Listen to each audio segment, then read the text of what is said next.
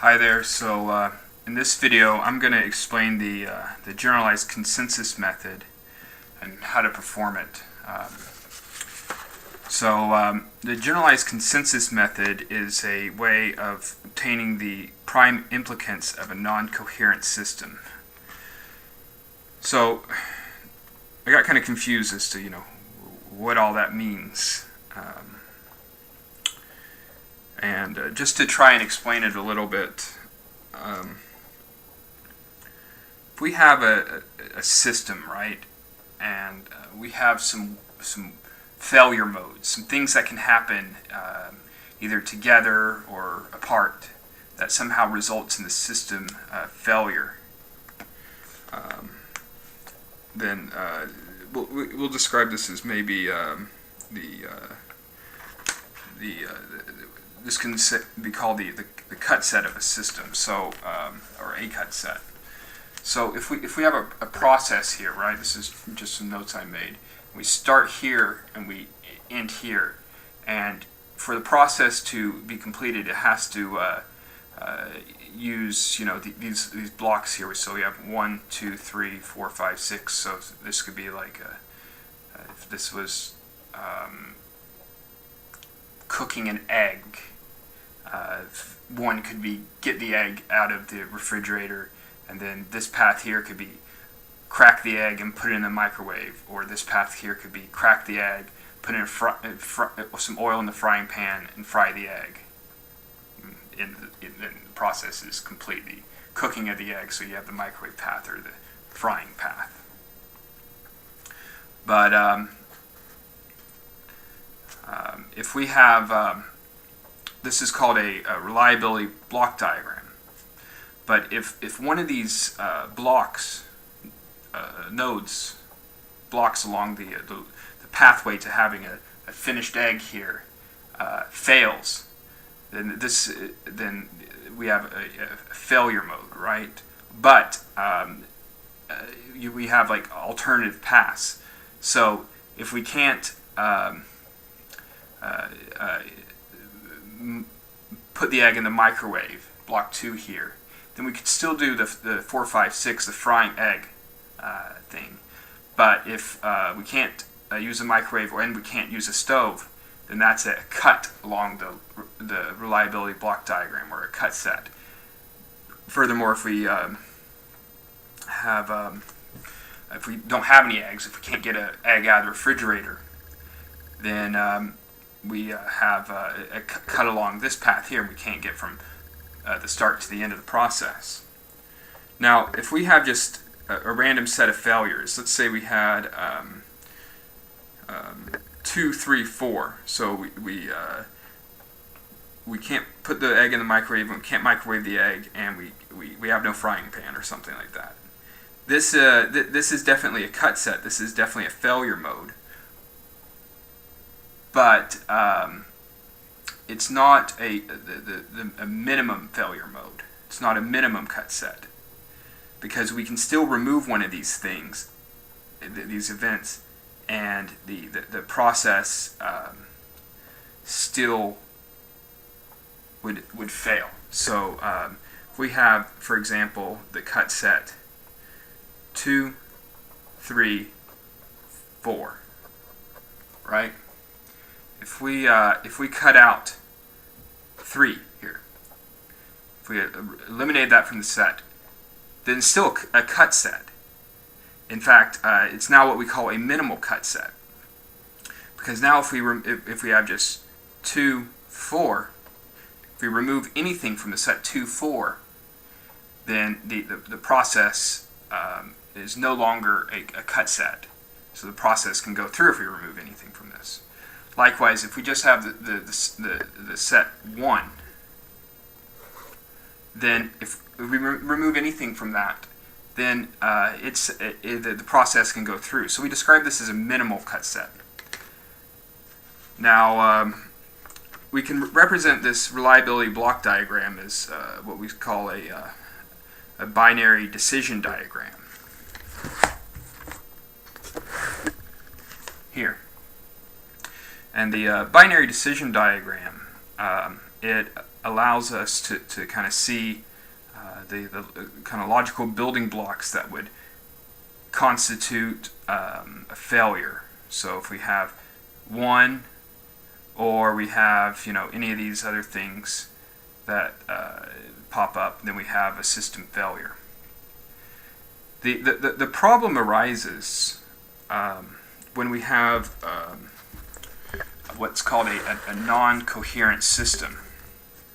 And a non-coherent system is a system, if we look at section 5511 in Henley and Kumamoto's book, they go on to say that fault trees that contain exclusive OR gates, working states, and so on are termed non-coherent, and their unique failure modes are called prime implicates. And this kind of confused me for a while. But basically what it's saying is that if we have like a system that contains like something like a pump on, and like let's say, and so they give an example here in this book, Tim Bedford and Roger Cooke's Probabilistic Risk Analysis Foundations and Methods. It's a bit of a long example, but we'll go through it. He says, a pumping system consists of a tank, a pump, and a pipe from the tank to the pump.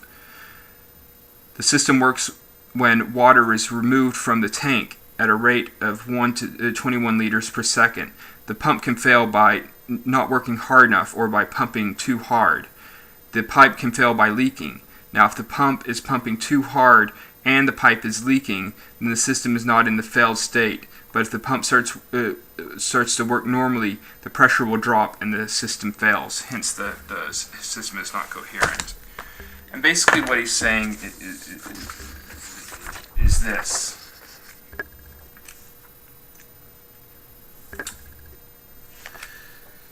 He's saying if we have a pump, we have a reservoir, and there's a pipe between the pump and the reservoir. If the pump, let's say event 1, that's not hard enough, so the pump isn't pumping hard enough. Event 2 is too hard. There's little cable things in the way. Too hard. And event 3 is a leak in the pipe.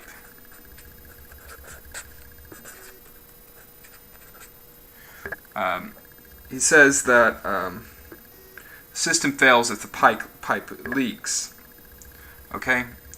But if the pipe leaks and the pump is not working hard enough, then the system doesn't fail. I guess the idea is like the reduced flow or whatever prevents the system from failing or from leaking too much or something like this. The problem arises is that there's why does this keep going in and out of focus? There are mutually exclusive events between the not hard enough and the too hard. I'm sorry, this keeps going in and out of focus. I'll try and hopefully that fixes it. So the pump can't not work hard enough and work too hard simultaneously.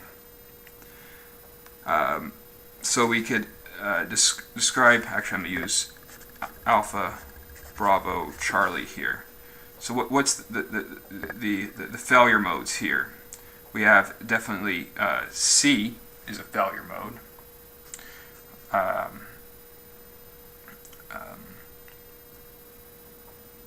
And we have B, C is a failure mode, definitely. And A is a failure mode, definitely. But we have a problem where we can't have A and B simultaneously. Okay? So when we have things that can't happen simultaneously, we call this a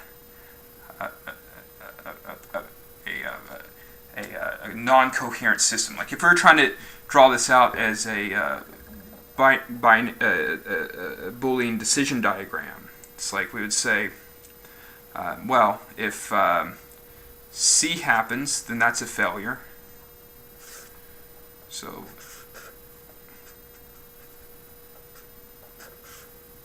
okay, and if we have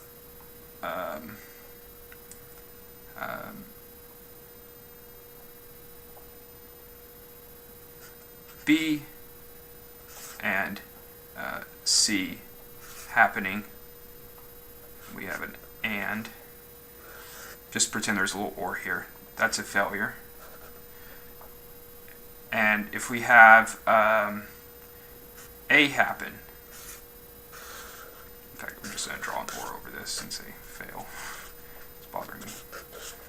A happening, this is OR gate here, then we have a failure.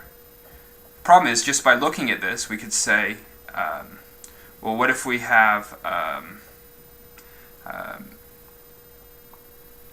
the failure mode where the events are active, C B, C, and A all happening at the same time, just by looking at this. Well, that can't happen because we have an mutual exclusivity between events A and B, so we can't have A, B, C happening all at the same time. But just looking at the diagram here, you would never know that. So you have to look at this Boolean expression here to determine the failure modes. So that's kind of the gist of this. Now, what the generalized consensus method does, it's a way of, if we have a bunch of and just looking at this, we could add the failure mode. I don't know.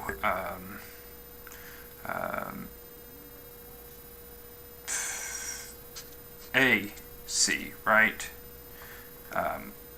Or we could add the failure mode.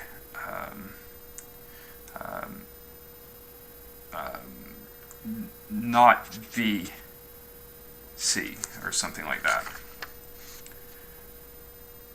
No, it'd be not A, C, sorry.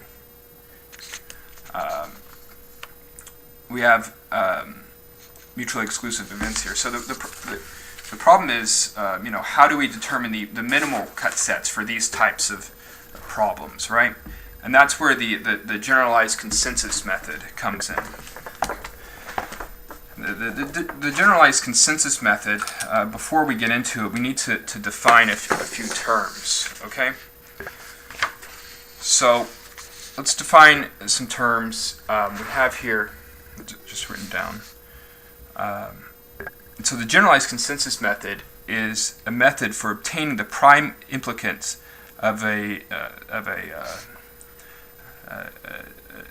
non-coherent expression. Okay, that's the first. That's the general idea of what we're doing. So the first term we need to know for this is the idea of an initial set, and the initial set is the set of terms, or we'd call them the set of. Let's see, what did this guy call them?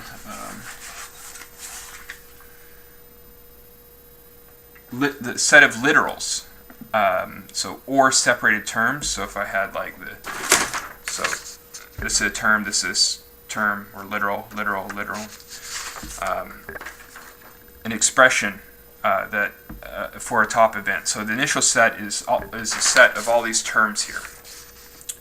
A biform is a term in our initial set that has itself and its complement in the initial set. The residues are the set of terms which has one of the biforms removed from it. There is a normal residue and a complementary residue. And just keep this in mind, but this will all kind of crystallize when I go over the example.